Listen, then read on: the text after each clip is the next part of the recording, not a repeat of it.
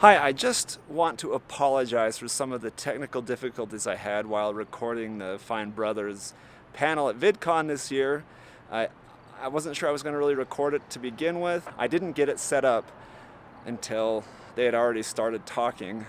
And then I had to put in a new battery because the battery died. So I'm sorry.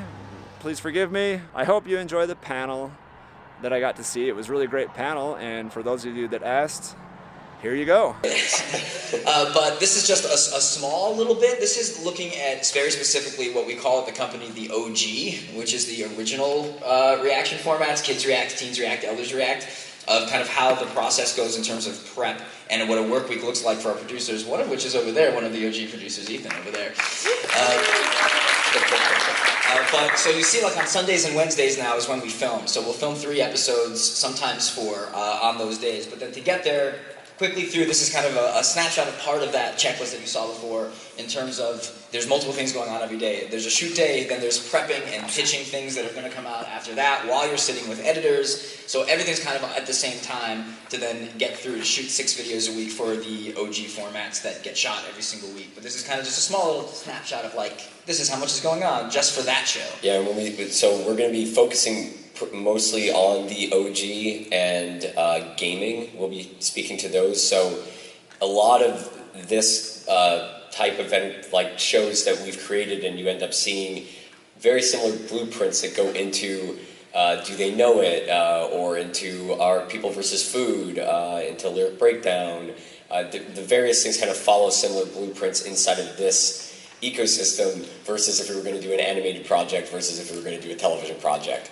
And this is, I think, as similar to what you might be going through as well. So we want to make sure it's also our most topical show. So that's why, like, you know, on Mondays we're like, what's trending, what's going on, and then we pick everything and prep it all on Tuesday to film on Wednesday. Then you even see on Friday, we've already prepped what we're going to film on Sunday, but something could have happened on Friday, so then there's time on Friday to think about, do we want to change? Do we need to figure it out because of how topical the show is? Okay, jumping over to research. Research is so much fun for me because it means I get to watch videos all day, but aside from that, there's a lot of other things that are really important about it, especially when it comes to the idea of being topical. So we utilize at the company a lot of different resources to be able to pool what it is the potential world wants to see, what our audience wants to see, and content that we'd like to make. A lot of different things we utilize. Up in the top left, subscriptions, we like to, in regards to gaming specifically, we have special YouTube accounts that are just dedicated to being subscribed to the top gaming YouTubers. That can be news, that can be Let's Plays, just to be able to stay relevant and do a quick shot of the internet and see what are people talking about right now. Other things down below we use for, this is actually a comment doc that we use, that we utilize, where it's all suggestions from the community comments on YouTube, and we're able to actually see, okay, cool, what are people asking for? How often are they asking for it? You know, we track those things. If we get 100 comments for stuff and all of them have 100 thumbs up on it, we know that's popular. There we got Kendrick Lamar and Malibu.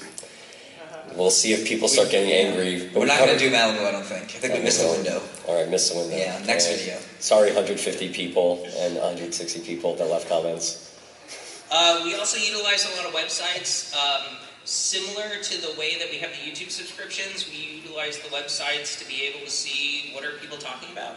And we create docs that we utilize on a regular basis to be able to check in and know that, like, okay, cool, we're hitting all the ones that we know are the go-to sites. Other things are personal accounts, just organic browsing that you'll search on the internet, and we also OG research links, those are the websites we use. And then just general, you know, checking your social accounts. Something that we see a lot of people use a lot is even just asking your audience, like, hey, what do you guys want to see? And having that one-to-one connection is great, just even on a promotional basis for yourself, but even just to know, okay, what do my subscribers want to see? And right this instant, because they are all waiting to see your tweets. Yeah, one specific thing even that some people utilize, but it's kind of hidden inside of YouTube a little bit, is when you do go to your community setting and then you go to the comments there, and it actually gives you every single comment coming in from across your entire channel, and there's a search function there that whenever we're considering doing anything for any of the shows, it's one of the best pressure tests of seeing automatically, okay, how many people have left this comment in the past hour, in the past day and week and ongoing. It's like that extra little way to be able to see what your audience is speaking to. But it's also glitchy, so you definitely have to, sometimes you'll like type something in and you'll think, oh, it's blank, what happened? And it's not actually, it's just that it doesn't function perfectly, so you have to hit it a couple times. But we utilize that a lot. And also Google, if you see on there on OG Weekly Links, there's different types of things of like websites that people like, seeing if things that we're finding, are they finding similar things too? Is this really viral? You're seeing even like looking at YouTube trending US and as well as switching to other countries, because the US one is kind of like an overall, but then you're able to see what's going on possibly in other countries. And actually the US overall is the one that's kind of the one that's like, are they putting things there? Like, is it really the trending page? While the other ones do give you a better snapshot on other countries of like basically what's most viewed on YouTube in different ways. There's even ways to go on YouTube and see what's like the most viewed. I don't know if people know how to do that, where you go to, you type YouTube into YouTube, and then you switch it to the day, and then you switch it to most viewed, and then you actually can see what's the most viewed things on YouTube. But they don't search YouTube on YouTube. Yeah, search YouTube on YouTube. And then switch to two different things. So easy to find the top 3 videos in a day. They make it so easy. But with all of this, you can apply it to anything you're doing. Even if you daily vlog or you make a sketch or like whatever your format or channel could be about. This is very specific, obviously, because we're trending news in a lot of ways, but it's the same type of thing, especially when you're smaller, when you're thinking about what's going to help me grow my audience, which I feel like everybody's always thinking about, and that is like topicality, trending things. If you're completely in a vacuum and not paying attention to the things that people are looking for and searching for across YouTube, it's harder for you to stand out and find that way. And not everything's going to become fidget spinners on YouTube, where it's very easy to see, and then you've got to make your fidget spinner video. But you can find other things you're like, oh, this is something interesting that might be trending out in the internet because I'm checking all these sites or I'm subscribed to these channels, and then you can help tailor for the sake of search engine optimization or really video type stuff to realize I should maybe make a vlog about this specific topic because it seems to be something that a lot of people are interested in. Including creativity, just of like seeing what's going on, helps. Definitely brainstorming for a lot of us at the company and our producers is by seeing what's going on and what's around, it only helps you to then have, one of those easy ways to like be doing brainstorming in your own head of like what else could you be thinking about and what else could you be doing is kind of being able to really see what's working around the web. Moving on to pitching script. Yeah, so there's a whole process inside of that again, even if you're on your own, there's still the idea you're pitching yourself. Like, what do I want to do this week? Yes, I like that idea. Good job, me. But it's to the point now where there's like the system, like on the slide before about the calendar, like there's time set aside for producers to kind of do this research, come up with it, and then build out like, well, why should we be covering this? For things like the OG format, we are not usually looking for something that is very one note. If everyone's going to have the same opinion about something, that's not necessarily going to work for Teens React. We want there to be something that is not necessarily polarizing, but is a type of thing that can have multiple opinions, and that's kind of what makes the show work. So the pitch will be like include a paragraph about like why do you think this is going to work? What's the different conversations people are having about it? What do we know about it? There's also a little area of like, is this being requested? Like Rafi was talking about. So there's also that extraness, and then there is a script. Now the script is important. And I'm sure some of you have this experience of like, you know what you kind of want to do and you don't really want to script it out, so you kind of just go for it and you don't realize it and like 2 hours have gone by and you have like nothing.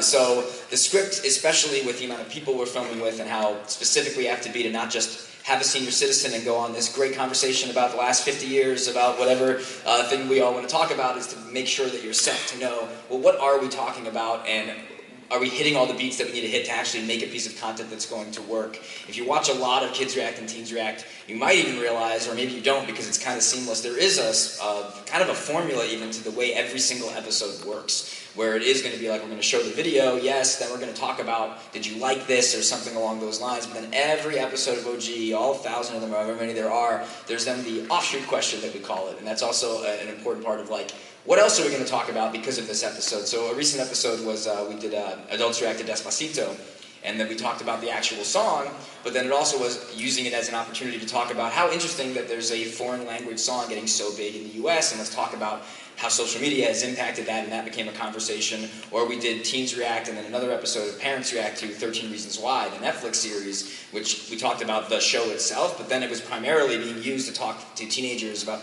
hey, how is this depicting teens? You're a teen. How do you feel about that? And that all is broken down inside of scripts with all the little tweaks of like, we need to get this angle and this angle to keep ourselves on track and make sure that we're shooting what we need, so you don't end up in that scenario that you also get into a lot of, like, you film something completely and then you realize once you're in editing, you know, I don't think this is good enough, I don't have a video. And the script really does help you stay on track, even if it is just yourself talking to camera of like, these were the things I wanted to hit and I definitely hit them.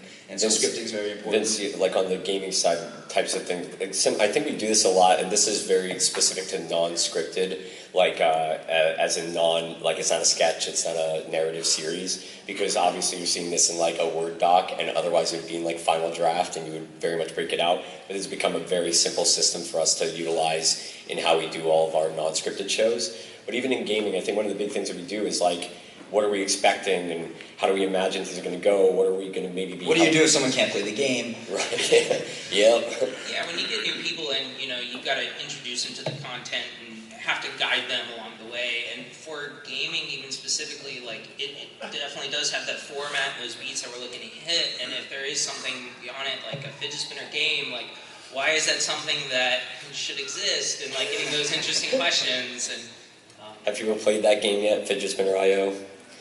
It's going viral right now. Everybody play it, right? We have to. Okay. So the coordinating and scheduling. So for us, I mean, we're at a certain size, so it's a little bit more of like a studio system in regards to scheduling and booking and having everything planned out. When you're on a much smaller scale, that could involve just scheduling out yourself, coordinating yourself to be dedicated to a certain amount of time that you are sitting and making sure you're getting your thing on. And like, especially collaborations and stuff, you're going to have people in, you want to make sure that you're being efficient with their time. Yeah, and like Benny mentioned, you don't want to be sitting there for 2 hours just rambling and then be like, oh man, now I got all this footage that I got to cut down. So you want to be able to be smart about those kind of things. And then, I mean, for us specifically, we have a large cast, so we even go through the process of actually bringing people in and auditioning them and deciding whether or not they're, quality. And I think that for the most part, that's a lot of it. With us specifically, we have pretty much everybody. These are just normal humans that were from the fan base that end up submitting to be on the show. So they have lives and they have their own jobs and they do everything, that they're going to school, they're going to work. So the coordinating and the scheduling side of it becomes very specific of like how we get everybody in and finding out who's available ongoing, which is definitely a spiderweb system of like shooting so many things every single week, which kind of shoots over into the idea of the scheduling stuff, but also into the production. So something that we still, though, it's again changed and evolved as our company has grown. But for years and years frog and years, cushion. Sorry, I messed up, everybody. What happened? I don't have I missed the U in production. Oh. Let's just stop. It's over, Ralph. Yeah, it's I'm done. sorry. Everything's falling apart. Right. I wish there was an annotation still on YouTube and I could put it over that, but no, they got rid of that. If this was on Twitter, you wouldn't be able to do anything but delete. You still can't edit. Anyway, if there was comments, everyone would be telling us you made a mistake. So we've obviously grown a bit from this, but we still kind of apply to similar types of rules that we've always set out from the very beginning, which is the rule that I think was in the YouTube playbook from us for a long time, which is don't even shoot anything if you can't shoot 3 of it in a day. That was something that we always kind of held strong to, and even talked to a lot of our peers as we were all growing, was that. And the reason for that is two-sided. One is, like I was saying before, the ad revenue is terrible. And so if you're going to have to film something, if you're bringing in someone to help you shoot something, if you have someone operating your camera, you have a PA, if you're paying somebody, whatever it might be, you're in the scenario where if you can utilize that person for the same rate to shoot more videos, that's obviously going to make the idea of, oh, this was affordable, because even for your own time, if you're budgeting yourself, like, oh, if I'm going to shoot something today, I can get 3 videos instead of 1, becomes smart. But on the flip side, too, it also is a sustainability thing.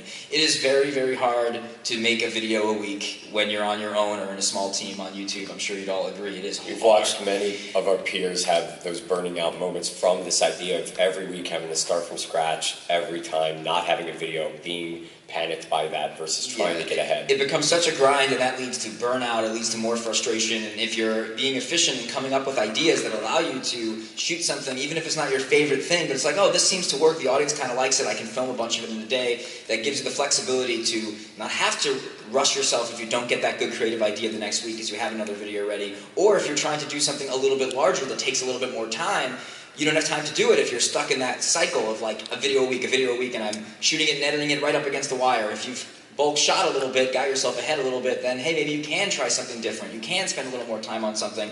And that's still something, even though we're to scale, that is still the case. Like, we do film at least 3 episodes of OG every time we shoot OG. When they come in for the React channel, if it's not multiple Do They Know It's, they're doing Do They Know It, and a food, and a laugh challenge, and like they'll be coming and jumping between the studios to film a bunch of different things in the same day, which is what we've always been doing. And we now, in terms of our setup, we have multiple stages now, so we actually have, there's not just one Teens React set, there's like 3. So we haven't quite gotten there yet, but I would love to get into the world where we have we have 3 stages with 3 Teens React walls, all filming the same episode with different teens on each one, and then the episode can get wrapped in like 2 hours if they're all just filming at the same time, which was a model that we actually used in our Nickelodeon version of React to that, where we had 2 rooms going at the same time the entire day for days, and that allowed us to get all those 12 half-hour shots very, very quickly. So at the same time, efficiency of the day, like he was talking about with the scheduling, especially when you're needing to make your day. People have to get in and out. You can't shoot too much. On YouTubers React Day, sometimes there's like 18 or 20 YouTubers, and they're extremely busy, and they're not there all day, so you have to make sure you're staying to time. And thinking about even after the fact, behind the scenes is very important while you're filming. You don't want to get caught in that, oh, I forgot to do things for social. So like that also becomes, I think, part of it too, of like letting people know you're filming today. Getting the shots that you need for later is important not to forget about too. So obviously the production is, depending on what you're doing, the most pivotal time. But being efficient and set up and scheduled right and thinking about these things and what you're going to do if you do fall behind. Like with our scripting, we actually will highlight questions that will say, hey, we're going to skip this question if we fall behind, or alternate these questions if we fall behind, things like that to keep us on time. And in the sense of like, wow, okay, that's kind of like, whoa, what the hell, 3 studios and all these people shooting, etc. But it's always something to remember of like, the 2 of us started online 13 years ago before YouTube and everything, and figuring out how to do all of this just by ourselves.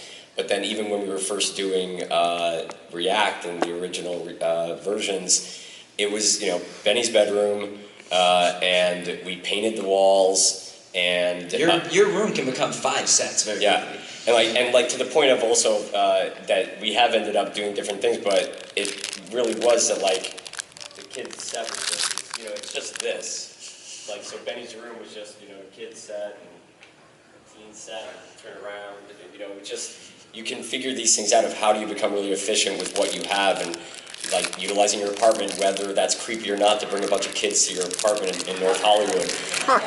they came, right? It's not our fault, it's theirs. I often thought how strange it was for our neighbors. It was like every Sunday, all of these like very diverse children come to the Okay, so we've gotten all the way through all of this, and then we get to the wonderful world of post. Cool. Huzzah! So you have shot your episode. Now what do you do with it? Post-production is the editing process, as we know. We follow a pretty strict schedule. We're able to get a lot of episodes out quickly by sticking to the schedule.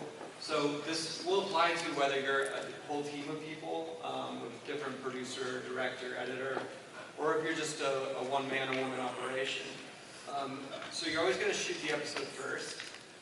The assembly process is really just prep, and that's taking the footage into your project or your editing program that you use, Final Cut or Premiere or whatever one is out there.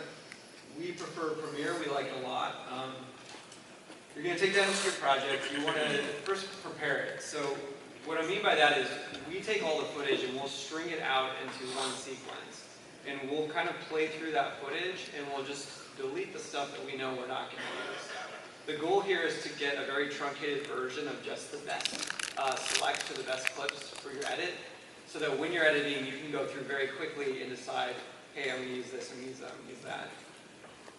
After we've edited the project, there's going to be a producer sit-down process. Now, if you are just a one-person operation, this still has the same idea. It's taking a step away from the project, getting a good night's rest, and coming back to it with a fresh set of eyes. You could also bring a friend over. You could bring a colleague, roommate, whatever.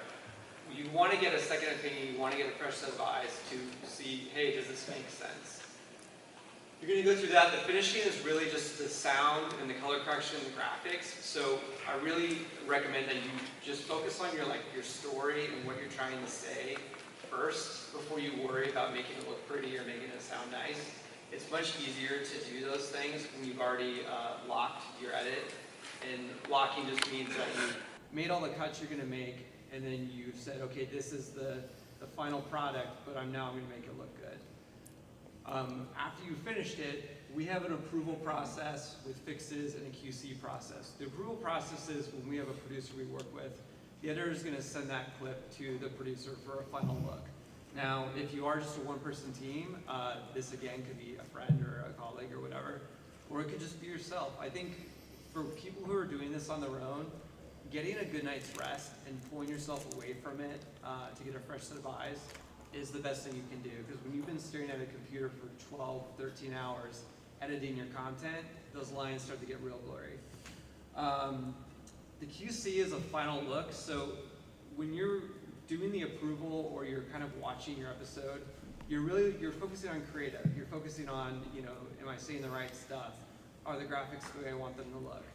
The QC process is a little different in that we take a second look at it in a purely technical stance. So we check for, are there any export glitches that came up? Did Rafi misspell something? Spelling mistakes. I didn't QC this, guys. I'm sorry. But QC is really important because you don't want to upload that video and start getting a bunch of comments about how you misspelled production in your presentation. And then release. Release is the upload process, which we'll get into in a minute here. Now, that's a very truncated, quick version of our post pipeline. There's a lot of resources out there on YouTube about the specifics of how to edit, how to standardize things like graphics or use presets for exporting your video. We have set presets that we'll use for YouTube or for Facebook or for Twitter or wherever it is we're going. They have different, kind of like a secret recipe to the file specs that they like. All that's, you can find that online very easily. Just Google it or YouTube it. And if I leave you with one thing today, it's going to be this. Life pro tip, stay organized. So we're all creative people. We all work very quickly. And the last thing we want to worry about is, did I name that file in a standard convention? Or does this make sense if anyone else is going to be looking at it? You may think it's not important, but trust me, when you get to the point where you're doing even a couple of videos a week, or a dozen videos a week, or 50 videos a week, organization is key. You're going to be up late, you're going to be working half asleep, you're going to feel like you've been on a bender in Vegas all weekend by the time you're done with this edit. You want things to be very linear and very organized, and you want to follow a system. So real quick, how we do things is we'll make sure that we have folders for all of our different elements. And we're very specific with, even in graphics, you have your end card or end slates, you have your lower thirds, you have your thumbnail. In our footage, we'll name things in a very standard convention where we have the date first. And you notice we go year, month, date, and that's just so you can organize your footage. When you have 100 different folders of footage that you filmed and you want to know, hey, where's that VidCon thing? The date is going to be the easiest way to find that. And then with your exports as well, you see a lot of people exporting 15 different versions of their video throughout the process, and they'll say, hey, this one with graphics, this one final, no, this one, just kidding, this is final, no, final redo. Final. Exclamation point, final, use this. There's an old adage, if you have to use the word final in your file name, it's not going to be the final one. So we keep it very simple. We just say version 1, version 2, version 3. Once we feel like it's the final version, we'll say, hey, let's upload version 6. Very simple. So stay organized, and yeah, and we're now roughly uploading 13 or 14 videos a week just on YouTube. When you count the uploading to Facebook and the cut downs on Facebook, it's like, I don't know, almost 30 pieces of content a week probably. So in production, we'll touch anywhere between like 13 and 20 episodes a week. In post, I don't even know how many different episodes is being edited in a week. So organization is key, because it is a giant system to keep track of, even like when is everything supposed to upload and when, because there's multiple videos every day now. One thing we adopted recently was a production numbering system. So we used to just name everything. If it's a YouTubers React episode, we'd be like, YouTuber Rewind 2017 or something. The problem is when you are communicating with teams and working with lots of people, everyone has their own version of that title. So we went to a generic production number system, and it's real simple. We take the first initials of the show, so YouTubers React would be YT. We take the year, so if we shot it in 2017, it's 17, and then just what is the sequential number. If that was the 10th episode we shot that year, it's 10. So YT 1710. And we do that for literally every single thing that we film in the company, and that allows us to take 100 episodes and very quickly communicate about which one we're working on or which one's going live and stuff like that. Cool.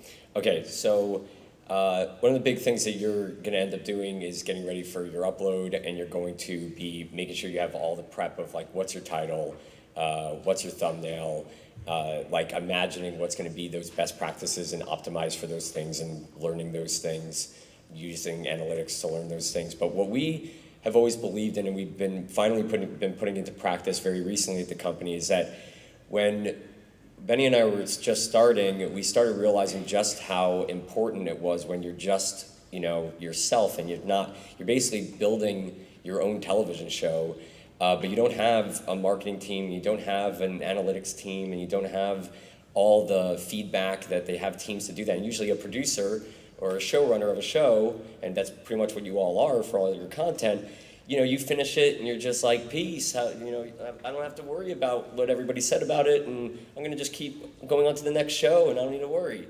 That's not what we all do, right? We all look at the comments and we see the feedback and we're seeing how it's doing, and we're trying to imagine how to help it get better, and did I make a mistake? Are there comments saying that there's something wrong in it, et cetera, et cetera.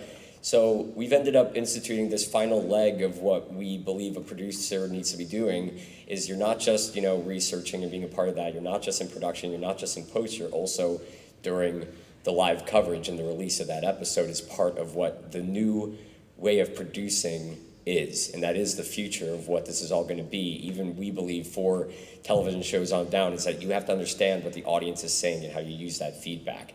So we've ended up building out things. You see a little glimpse of it up there, of a checklist of what we have, whoever was the producer of that episode, during the first half hour of that going live. We do have a social team that's also in there and getting the video up and stuff, but the producer is focused on checking various things about that episode, and the main things that they're looking for, other than doing a quick check on various things that maybe went wrong as a final look, is there negativity? Is there something that wasn't noticed? Some backlash happening that you want to try to reply to some comments for? You want to end up putting something into your pinned comment to make a mention of oh yeah, you know what, we made a mistake there. And the other is underperformance. If you know how many views you tend to get on your content, and all of a sudden you're getting something that's not performing that well, it might just be that you chose the wrong topic. Who knows? It's just not going to do well. But YouTube has its analytics page, and it is fucking amazing if you're not utilizing it. And the main thing that we utilize it for when we're in that first 30 minutes is the minute by minute. It's called real-time views. It literally tells you by the minute what's going on. And with the data that we do and everything that we've broken down, and I could spend an entire hour talking about this, but I'm not going to, sorry. We understand within the first 20 to 30 minutes if a video is going to get 100,000 views or 1 million views over the next week, even over the next day. We'll know if it's going to get 500,000 views, we know it's going to get 1 million. And it all stems from understanding how that minute-by-minute graph tends to work in YouTube. And even just last week, it shifted a little bit of how it works and how it reports back the data to you. And if you stay on top of these things, you really can have these moments where you can go, okay, you know what, this is underperforming per minute. What I usually get is only getting half what I would expect from this. Now is the time to make a title change. Now is the time to make a thumbnail change. And one example, and we have a lot of these that we send around at the company, is when we decide to make a title or thumbnail change, you literally can see right at this moment where a thumbnail change was happened, and literally... I think it was a title change on this one, wasn't it? Because the YouTubers reacted, probably was a title. No. No? Oh, sorry. It's a thumbnail change. Okay. That literally, the minute when you change that and you hit save, that next minute, it already shows you that it went up a little bit in the minute that you changed it. So you automatically start understanding, like, is it working or not? And we've had now so many examples where, like, we had one, I think 2 weeks ago, where even putting an exclamation point, because you were like, oh God, this one's really underperforming, throw an exclamation point on there, I don't know. And it went up 200 views a minute. Now, are you going to put exclamation points at the end of every single one of your videos? I don't know. But it's more of like, you maybe don't need to do that. It's bigger changes to see, you know what, it's just not working. Why not just try the change? And it's been amazing to have all of this feedback and really suggest doing that. Anything I missed there? I don't think so. All right, thanks, man. We should kind of roll through. Yeah. But okay, so in terms of promotion, so there's the obvious stuff, right? You're gonna want to utilize different social networks to try to point back to YouTube. So things like Twitter and Instagram. You don't really want to use Facebook to put a YouTube link if the messaging over the last couple of years hasn't got across to you. If you ever post a YouTube link to Facebook, even if you just do a text post with the link, Facebook algorithm will crush it and will go to nobody. Because they don't want anybody leaving their website. So on Facebook, if you're going to use Facebook, and there's two things I'll say about that, is either one, you're going to want to do some type of a clip cut down, so you can natively upload a clip to Facebook, and then say in your post, but again, not using the YouTube link, go to my YouTube channel, no link, to watch the full episode, or upload the whole thing to Facebook, which we are now heavily encouraging everybody to start doing. A lot of even bigger YouTubers I've been talking to over VidCon, when I tell them that, they go like, but then people are going to not go to my YouTube, and I'm not monetizing on Facebook, and the industry is really evolving, and there's different audiences on these platforms at this point, and Facebook is the only true, and competitor is the wrong word, but the only other thing I've seen in years and years and years of doing this that has legitimate viewership and is going to be something else besides YouTube is going to be Facebook video. And even if you're struggling like on YouTube, you never know, you might blow up on Facebook. And that's the other thing too. Don't hold yourself back from it. Even more so, especially if you're smaller, like there's no reason not to. If like YouTube's doing okay or you're just starting out, you never know. Maybe you're going to make it big on Facebook and not on YouTube, which happens all the time for people now. So it definitely should be part of your strategy to just upload the same video, change your some of your tech specs like Nick was talking about, but have a Facebook strategy. It's very important.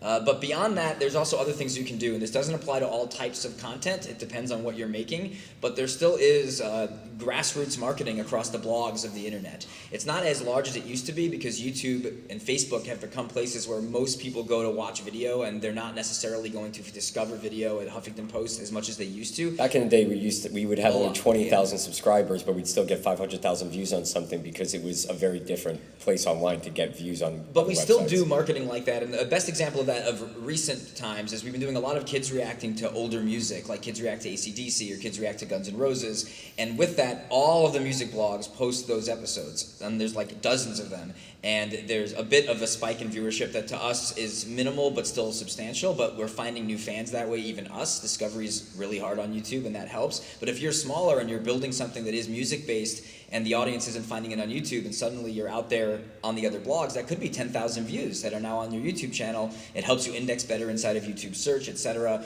So that's why topicality, picking things that maybe there are audiences and communities out there for, is always smart to be thinking about, oh, can I come up with something that I could also market to a subset of blogs across the internet, and they get excited about that. There's some journalists that I've been literally emailing for over 10 years now that have featured content from us for a very long time because they're also needing and looking for these things. So marketing is not something a lot of YouTubers tend to do in this way, but we still highly recommend it. We wouldn't have been able to get to where we are if we didn't spend a lot of time doing that when we weren't popular. And part of Kids React's early success, if you do a search for the first Kids React, you'll see so many blogs that posted that episode that was part of it becoming successful.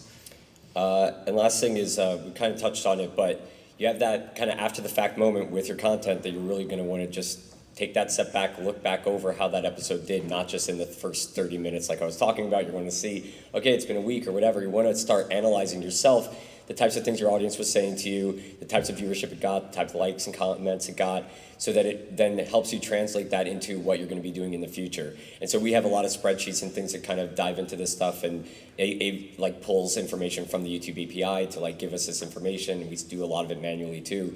But you can easily just as much just go to your video itself and just see how to do. Compared to the last one you uploaded. Yeah, and so that you start even having that understanding really again of around like what's underperformance, what's working, what's not, and helping you to guide what you might want to change with your content ongoing. And keep track of that stuff so you can always go back and reference it, because you might just not realize that like something is performing the same way as the past video you did, and then you realize, oh man, this will turn out in a week to get like this 1 million views based off of a previous video that performed equally the same. And in success, if you become really popular and you start communicating with YouTube, very valuable information, because YouTube always will like to say things like, that's not happening, and you can be like, well, here's my data for the last year that shows that something's wrong with my channel, and then you have a bigger leg to stand on if you get to the point where you are talking to YouTube and they can't easily dismiss it because you have numbers to prove it. We've had many of those conversations.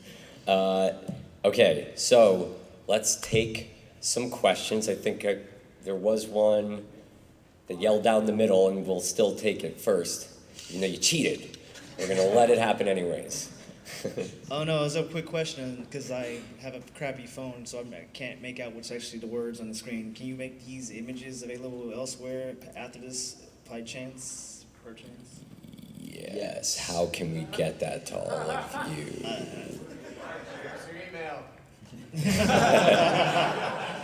Address. On the website, we can. But what specific link can we give? Of like even we could create it. VidCon. Look at this collaboration, guys. This is amazing. I love you all. Give us a week, but we'll... Yeah. I'm writing it down. Yeah. Thank you. I know this may not be related, but I just want to know if you can list the sources of your income. Oh, sure. And that's the thing. It doesn't take very long to do that, which is a problem. We need to diversify our income. But for the most part, it's YouTube AdSense, brand integrations, and then television income is kind of the third leg right now. We're starting to look into things like, we have thousands of videos now, so we're looking into windowing and licensing kind of our large library now. That might be a new source of income. We just launched merch for the first time. As long as you've been around, there never was merch, and we only just started it here because we had a booth at VidCon, so we're going to see what that might do. But we're trying to find ways to diversify. But the primary sources, it's AdSense and brand deals at the top. And then when we're lucky enough to actually get a TV show, that brings in a small amount compared to the YouTube at this point, but it's still that's how we're able to have a company. Cool. Over here. Or, oh, you're back there. Go for it. He's just going for it. I love it. Sorry about that. I'm wondering if you guys take into account reshoots, or if there's just times you're like, okay, that just screwed up. We can't use any of that. In terms of content? Yeah, like when you're or like, do you ever call that people back?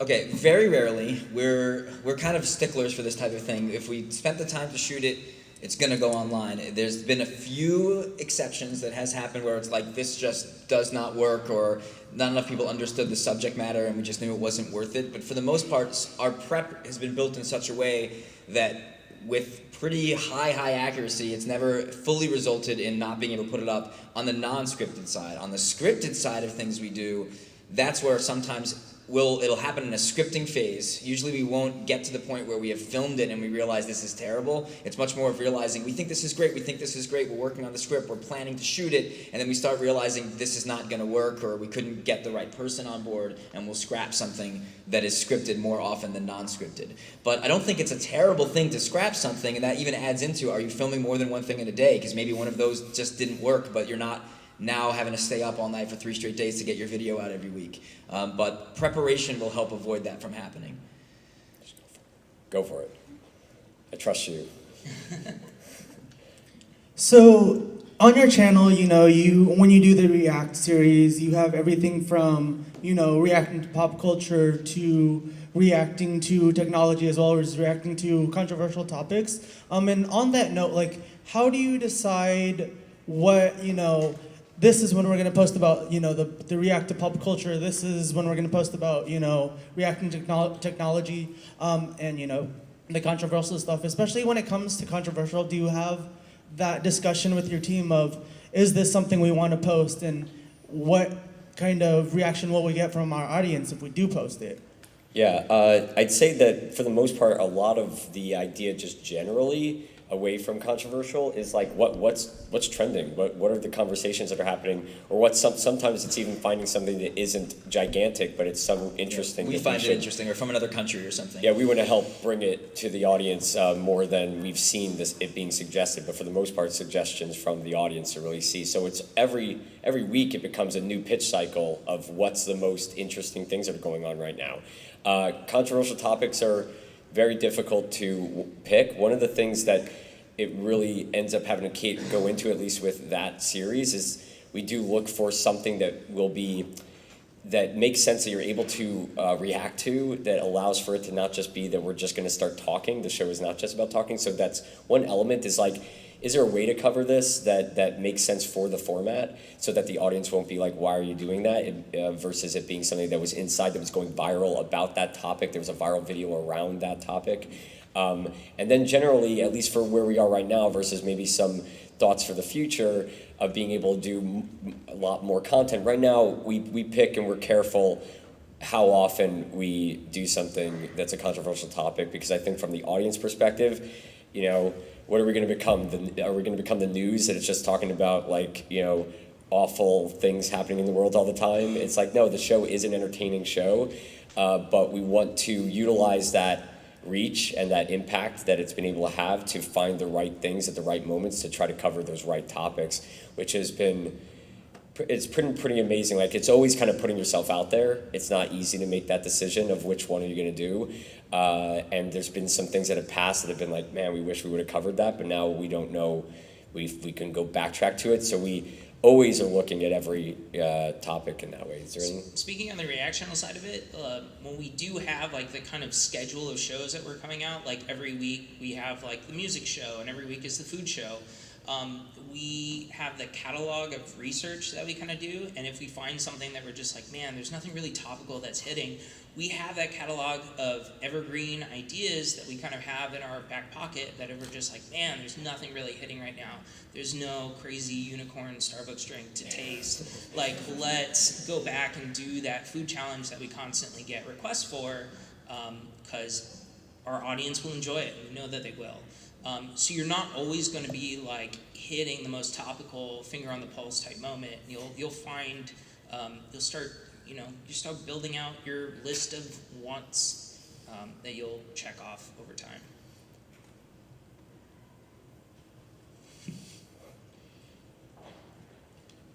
Hi, this is in reference to the suggestion that you had for uploading to Facebook too, alongside YouTube. So we are also a very small channel that works on documenting Indian recipes, and the recipes are not exactly the 30-second tasty style top-down, camera. They're a little more elaborate and more meticulous. I would say 3 to 5 minutes for really long recipes, maybe up to 8 minutes. So what do you suggest? Should we upload that length to Facebook, or do you feel like Facebook is better for? Should we do another cut, a smaller cut for Facebook? Yeah, two things. One, the way that Facebook's upload pattern works right now, it's actually really interesting. We'll sometimes upload the same video, or the long version and the short version, and then the version that has a subtitle on it once we get a subtitle to put on it, because Facebook users love to scroll through the feed and not have to have the audio on and still know what's going on. And so we upload sometimes the same exact thing multiple times in that way. Like, Do Teens Know 2000s pop punk music was uploaded like 3 days from each other, one with the subtitle, one not. And each of them got, one got 8 million views, one got another like 10 million views. And nobody in the comments, Facebook is smart to like figure out who it sends it out to, because it's really only sending it out to a tiny bit of your audience, and then people start sharing it with people that are not in your audience. Unlike YouTube, that if your audience is loving it, it starts telling it, the algorithm tells it to send it to more subscribers of yours on the homepage. Facebook just kind of like sends it out and it gets shared all over the place randomly. So right now it might change, but right now you can upload it multiple times in different versions. And I would suggest that you try different ways. You upload the full version. We upload, like most of these things have gone that viral, like Kids React to Iron Maiden that just went up last week. It's, how long? How long is it? Oh, that's like 12 minutes. 12 minutes. Most of them are like 9 to 15 minutes long, and they are getting 20 million views. So Facebook used to be known maybe as that a little bit of being like shorter, and that's what's going to work. Definitely not, especially with what they're discussing, because like Zuckerberg was like going crazy for live, but now he's obsessed with video, and that's why like ads are coming to Facebook very, very soon. And they are talking about watch time, just like YouTube, is going to be what's important, not the short video. So it's going to mimic similar things. But you should experiment a little bit, especially when you're smaller, because maybe upload both. You upload both, and maybe the short one takes off, maybe Yeah. the long one takes off. But I would advise doing both. In a scheduling aspect of that, you could attempt a long episode followed by a short episode and have kind of like the trade-off back and forth, so you don't go too long without having, hitting that audience if they like the longer videos or the shorter videos. Suggestion.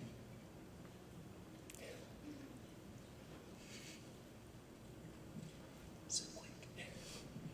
Hi, I have a two-part question. First, what are the age of your viewers, and does that vary by topic? The second question is, your posting time, how does that relate to your peak time? Oh, of like what time of the day do we upload and stuff? And then versus, is it right at your peak, or is it before your peak, et cetera? The demo is like on YouTube, it says 18 to 34 is around 65% of the audience. Then 13 to 17 and 35 to 44 are the same at around like 10 each. But we do think that like there's a little bit of that, kids use their parents' accounts kind of stuff. But generally, we do see that we have an older audience that I think what people have on YouTube usually, where they're 13 to 17, is really high. And then also the idea that all the content's going so viral on Facebook right now also kind of shows that the idea is an older audience that tends to We like don't really to watch program to a specific subset beyond thinking about, is this something that generally the young and older millennials will like, because that's the core, but is this something that a younger person's also going to aspire towards or relate to? And that's how you can keep being as longevity as we've had, because you can grow up with the show, but you also can be a complete adult and like the show at the same time. In terms of upload times, right? I mean, you want to take that? I can unless you want to. Go for it. Okay. The upload times, for the most part, are based a lot on a bit of paranoia, as well as the reality that we've uploaded at these times for a very long time. And so if we change it, it becomes a moment of, like, is this going to impact how it's going to get served out to the community, even if maybe a lot of people are now uploading at that time compared to the past. So, but everything's going well. We're tracking all the data. The numbers are still up, so we don't change it. Though we have conversations a lot about, like, like maybe this would do better at a different time. And with the days that we now are uploading a second video on the same day, we're starting to experiment more, and we're seeing what is it like at night, what is it like in the morning, to try to predict that better. But do you have anything to add on the that? general idea is that we have 50% viewers US, 50% worldwide. So the 50%, so we cater to a US audience. For the time zone release anyway. Right. Yeah.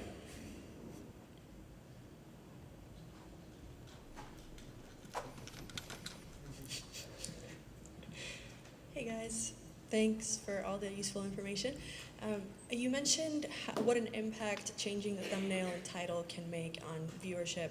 Could you give some examples of some of the tweaks you might make to a thumbnail or title that might help? Oh, you and Vincent Roth can talk about this.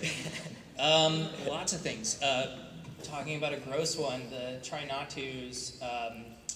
Sometimes the images we put in it might be, if it's a try not to cringe, might be a little too gross for the audience. And we'll notice crazy unsubscribing happening just because people are like, I don't want that in my homepage.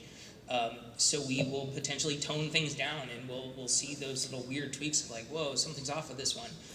It could be that the reaction is just not matching the type of content you're doing. So if you're doing potentially like a some sort of like spicy challenge if the people in the thumbnail don't look like they're crying or being tortured by If they're just like, then like nobody's going to happy. maybe want to click on that, you know? Exactly. And we sometimes end up with it in there and we go, you know what if that's a tweak, if we actually took the same person but found something that was different that actually makes you more enticed to be like, oh, I wonder what's happening in that video, they look like they're in pain. But it's also, the biggest thing I think though is realizing, look on your phone and what does that thumbnail look like when it's really small on a phone, because the mobile viewership is so high, sometimes you might be doing, let's say you do a Disney themed thing and you want to use the Disney font. The Disney font on a phone is much harder to read than a lot of other fonts, and so even as simple as that, of like it's a little easier to read, you can have a huge difference just because you can read it easier, or you can, if you have a lot of things in your thumbnail, can you really identify what everything is, because it might be overcrowded when someone's just sliding through, versus, oh, let me just use 2 images so it's clear that it's Mickey Mouse, versus all of the Disney characters in the thumbnail or things like that, because that mobile thumbnail is very important. Everybody has a different thumbnail template, so like we end up having one that we try to keep across almost any new show we even do, because it also resonates with the audience, that if they're scrolling through their feed, they'd be like, oh, if you do totally different thumbnails for different shows or a totally different thumbnail out of nowhere, they might not now think that that's you, even if they love you. So that's one of the things to just kind of keep there. But then, so in ours, we like have things of like, what's the topic image of like what we're doing, and that usually goes in the middle. And so we're always trying to think like, when the thumbnail's small, does it really relate to being like, that's an interesting thing to click on? The people on the side, and like, are those interesting reactions that you're wondering what will I see in here? And I want to see what made that reaction happen. That's more interesting than just smiling. Space, that it doesn't make it too crowded, so the nice kind of colorful backgrounds that allow for it to pop out compared to other people's thumbnails that might be in the feed. And we tend to utilize text a lot too as another way. They might not want to read your title, so how do you put something text-wise in there to hopefully get them to be interested of understanding what that video is going to be about? You can do some more research and like literally look through and be like, cool, what stands out to me? Like, don't look at your own content, look at other people's, see what things attract you, where do your eyes go, what are the things you notice when looking through it. If you see something you're like, oh man, I really wanted to click on that, why? Take a step back and look at their thumbnail. It's always really helpful to, look at what's out there.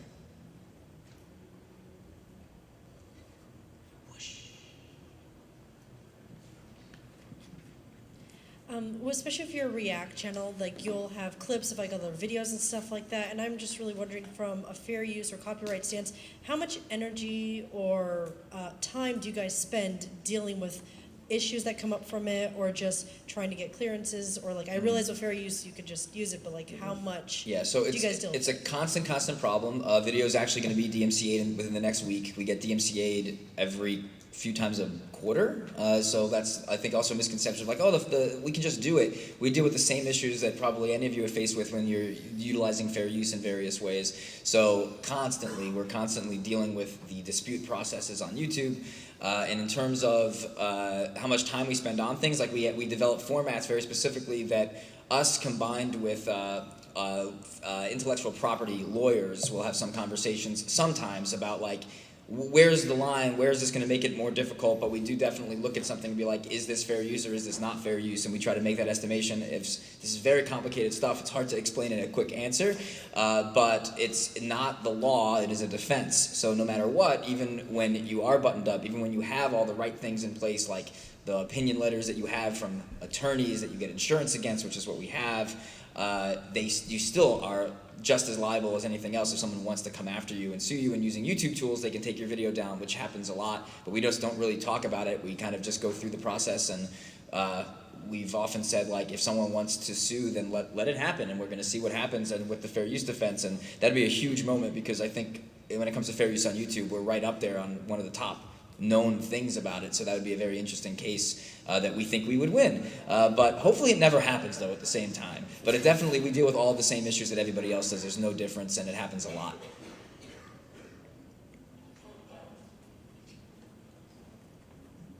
Hi, I have a question about the comment spreadsheet that you guys have. Do you have ways to automate that, or does someone go in and like copy and paste each comment by hand? Seems like it would take a lot of time. Yeah, it's manual, that one. But that's the thing, even inside of that 30 minutes that the producer does themselves separately, you kind of get a gauge when you're going through the comments and you're responding to comments and you're doing that kind of thing. You get a good gauge even quickly looking through. But because we have a team, we're able to have one of their tasks be that, hey, over that first hour, and then check in a couple times during the day, they are allowing you to get that nice breath of like, okay, they're not definitely perfectly knowing it's 150. It's more of like an estimation of what were the various things that were there. And we try to have them add like 10 with each video of like, what were the things that you were seeing this time? But it's huge, like whatever, you can just go there at the beginning of a video coming out and then the end of the first day and being able to look it over even just for 5 minutes, you're gonna get a good idea of what was being suggested. So all right, do we 100% have to wrap up? Can even take one more? What do you say? Last question. One more, yeah, you're awesome.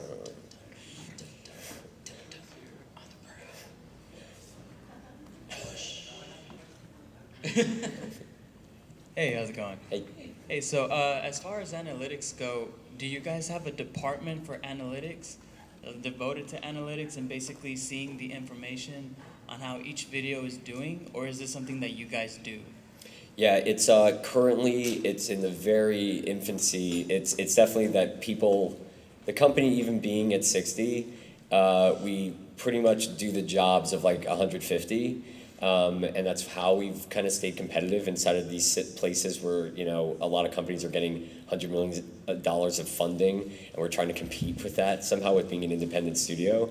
And so very much like, I'm obsessed. Thankfully I love data and I love number crunching and stuff, but it's been me and it's been a couple of others, and we utilize that almost like outside of what we do day to day to really gather all that stuff. But we're starting to try to find even with research, it's been a thing where we're finding various places and various time, even for an hour from somebody here or an hour somebody there. It's a shared task, and even really all this live coverage stuff, it's training producers to give us the analytical data we need by being there the first 30 minutes of every video. So kind of a lot of different people are tasked for a small part of what they do to aid in this gargantuan task of trying to have real analytics, which we then do have, and it feels like, whoa, you have a ton of analytics, and it's because of the team all stepping in various ways and new processes being built to do I'd say the specificity we've been able to build out is because we have people that we're able to find, like, hey, to do these things in these moments and take part of their job and do that.